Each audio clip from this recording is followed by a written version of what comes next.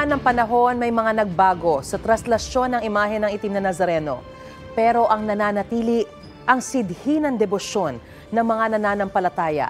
Balikan natin ang mga nangyari sa prosesyon. Narito ang unang balita.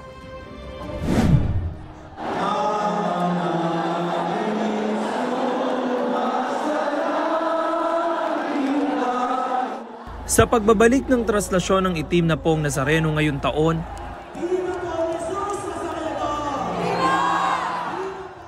mahigit 6,500,000 deboto ang nakipagsiksikan, nakihila at nagpakita ng kanilang pamamanata sa poon. Kung ikukumpara sa mga nagdaang taon, higit na marami ang dumalo sa traslasyon kahapon.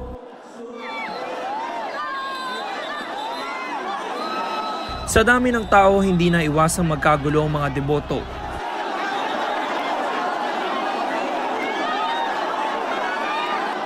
Nang makarating ang andas sa Arlegue Street at Quezon Boulevard, naputol ang isa sa dalawang lubid nito. Ang mga deboto nag-unahan na makakuha ng bahagi ng lubid. Para kasi sa kanila may dala itong swerte. Naputol po siya, kanya-kanya po kami kuha. Naniniwala po kasi kami na swerte to. Mayroon din mga nahimatay at nasugatan sa gitna ng prosesyon. Sa tala ng Department of Health, umabot sa 450 ang nasaktan.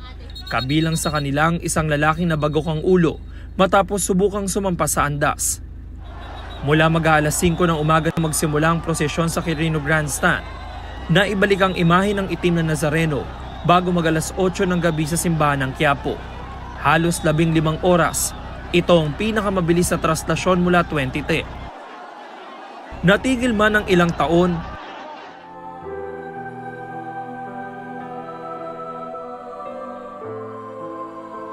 malinaw na hindi nawalang pananampalataya ng mga deboto sa itim na poong Nazareno. Ito ang unang balita. James Agustin para sa GMA Integrated News. Mga kapuso, para una ka sa mga balita, mag-subscribe sa GMA Integrated News sa YouTube. Sa mga kapuso abroad, subaybayan niyo po kami sa GMA Pinoy TV at sa www.gmanews.tv.